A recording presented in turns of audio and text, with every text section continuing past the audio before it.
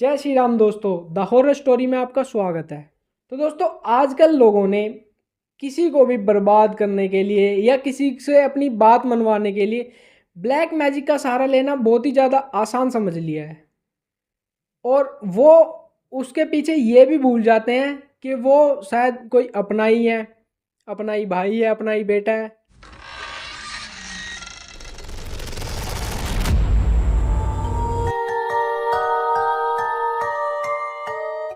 जी हाँ दोस्तों, ऐसा ही होता है उत्तर प्रदेश के इस कपल के साथ, जो उत्तर प्रदेश के शामली ज़िले में रहते हैं। और ये दोनों मुस्लिम फैमिली से बिलोंग करते हैं और एक दूसरे से प्यार भी करते हैं। अभी एक ही गांव में रहते थे, तो इनके जो मम्मी पापा होते हैं वो इन दोनों को अलाउ नहीं करते इस चीज़ के लिए। और जो लड़की और लड़का होते हैं शायद शादी भी करना चाहते हैं, पर जो इनके मम्मी पापा होते हैं वो शादी के लिए बिल्कुल मना कर देते हैं। एक शाम लड़की लड़के से मिलने के लिए अपने घर से निकलती है, तो ये बात लड़की के अब्बू को भी पता चल जाती है। और जब वो लड़की वापस आ रही होती है तो उसको शायद कहीं से भी ये भी पता चल जाता है उसके घर पे उसके अब्बू इंतज़ार कर रहे हैं। तो वो लड़की अपने घर नहीं जाती है और उसका इरादा घर से भागने का बिल्कुल नहीं था, पर जो परिस्थिति बन गई थी वो अपने घर से भाग जाती है और अपने उस प्रेमी के पास जाकर बोलती है, अगर मैं घर गई तो मेरे अब्बू मुझे जान से मार देंगे, मैं तुमसे शादी करना चाहती हूँ और अब मैं अपने घर नहीं जाऊँगी। हालांकि लड़के के घर वाले भी शादी के लिए मान नहीं रहे थे और ना ही अलाउ कर रहे थे। तो वो लड़की को लेके अपने जीजा के घर चला जाता है। जब लड़का लड़की को लेके अपने जीजा के घर चला जाता है तो वहाँ उसके जीजा उनका निकाह करवा देते हैं। यहाँ पर लड़की के घर वाले बिल्कुल नहीं मान रहे होते हैं, पर जो लड़की के चाचा होते हैं वो भी उस निकाह में शामिल हो जाते हैं और उन दोनों का निकाह कर दिया जाता है। अब ये जब उस लड़की से निकाह कर लेता है तो लड़के की माँ उनको अपने घर आने को बिल्कुल मना कर देती है और जो लड़का होता है अपने जीजा के वहीं रेंट पे रहने लगता है। अब जब वो वहाँ रेंट पे रहने लगता है तो उसकी माँ जो होती है लड़के की, वो लड़के को काफ़ी लालच देती है। उसकी माँ कहती है, अगर तू इस लड़की को अभी के अभी छोड़ के आ जाएगा ना, तो मैं अपनी सारी ज़मीन और जायदाद तेरे नाम अभी के अभी कर दूंगी। पर लड़का सोचता है, अगर इस लड़की को मैंने छोड़ दिया और इसके घर वाले ने भी इसको अपनाने से इनकार कर दिया है, तो ये लड़की जाएगी कहाँ। तो वो लड़का उस लड़की का साथ नहीं छोड़ता है। अब क्या होता है, जो लड़के की माँ थी वो अब तक तो नाराज़ थी, पर अचानक से वो इनके घर आने लगती है, इनके जीजा के पास जहाँ पर ये रेंट पे रहते थे, इनके घर आने लगती है और कहती है, चलो बेटा अब हो गई तो हो गई, अब हम इसको अपना लेंगे, पर अभी तुम 2-4 महीने यहीं रहो, फिर तुम इसको लेके घर पे आ जाना। अब जब इसकी माँ ये सब कह के जाती है तो जो लड़के की भांजी होती है जहाँ पर ये रह रहे होते हैं इसके जीजा, उसकी लड़की के हाथों जो इसकी माँ होती है वो ब्लैक मैजिक का सामान जो है लड़के के घर में रखवाना शुरू कर देती है। अब जब लड़के के घर में ब्लैक मैजिक का सामान रखना शुरू हो जाता है, वैसे ही लड़के में और जो वो लड़की थी उनमें आपस में लड़ाइयाँ चालू हो जाती हैं। अब लड़ाइयाँ धीरे धीरे इतनी बढ़ जाती हैं, कभी कभी बात तलाक पर भी आ जाती थी। और इसके साथ साथ वो लड़की अब बहुत ज़्यादा बीमार होना चालू हो जाती है, क्योंकि वो जो ब्लैक मैजिक करवाया जा रहा था वो सिर्फ उस लड़की के ऊपर करवाया जा रहा था।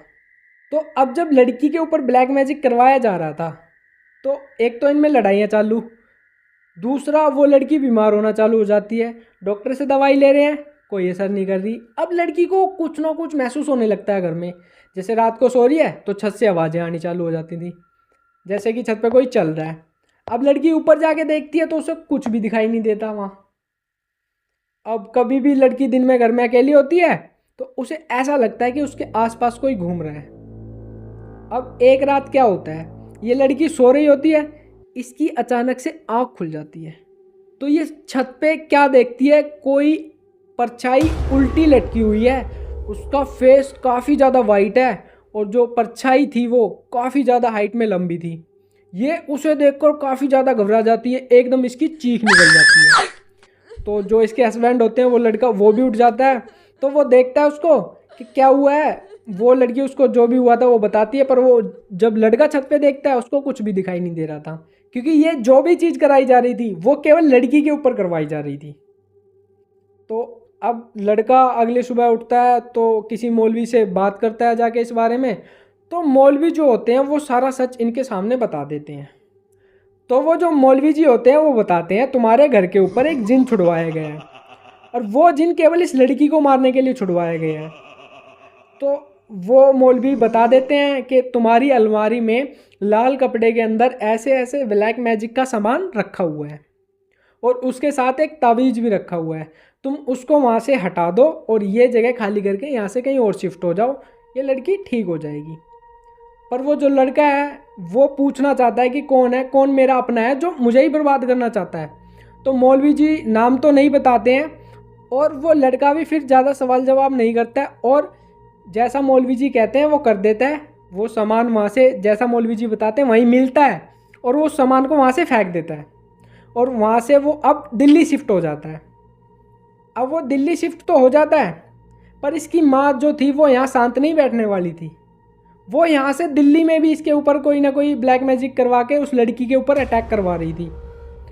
अब लड़की की बीमारी इतनी ज़्यादा बढ़ने लगती है, और इधर लड़के की माँ लड़के को फ़ोन करती है, कहती है बेटा तुम अब क्या नाम 2-4 महीने जो हमारी बात हुई थी वो हो गए, अब इस लड़की को घर ले आओ।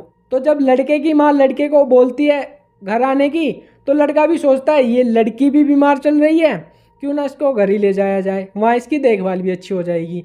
मैं आपको बता दूं ये लड़की जितने भी दिन दिल्ली में रही थी ये बीमार हो रही थी या कुछ ना कुछ इसको दिक्कत हो रही थी, पर कोई भी ऐसी चीज़ उसको दिखाई नहीं दे रही थी। अब जैसे ही लड़की लड़के के घर जाती है इसको फिर वही दिक्कत और परेशानी चालू हो जाती हैं। कोई छत पर चलता हुआ महसूस होता है तो कोई छत पर लटका हुआ महसूस होता है, और इसको अजीबोगरीब सपने आने चालू हो जाते हैं। कभी ऐसा लगता है इसका कोई गला दाब रहा है, और जैसे ही एकदम उठती है तो सामने कोई नहीं होता है। पर इतना सब होने के बाद भी लड़के की माँ सोचती है अब इससे शायद कुछ नहीं होने वाला, इस लड़की को शायद मैं अपने ही हाथों से मारूंगी।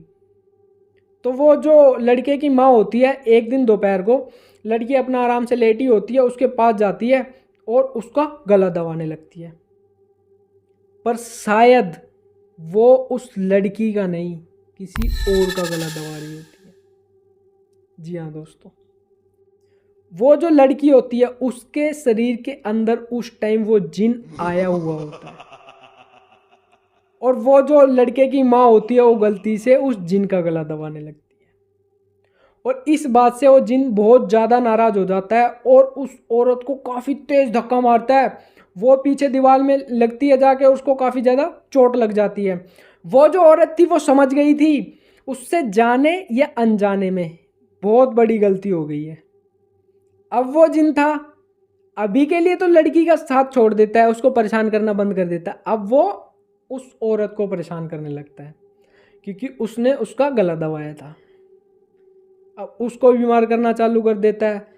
अब वो जिन उस औरत को बीमार करते करते इतना बीमार कर देता है कि एक सुबह जब ये सब लोग सोकर उठते हैं तो वो जो औरत थी इनको मृत अवस्था में बेजान पड़ी होती है। अब जैसा कि वो जो जिन था उसने अपना बदला ले लिया था, वो उस औरत को ले जा चुका था।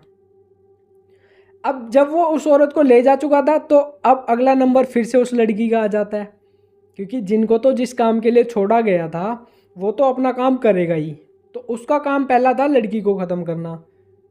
तो बीच में जो उस औरत ने जिनके साथ किया तो पहले उसने अपना बदला लिया, अब वो उस लड़की के पीछे लग गया, फिर से लड़की बीमार।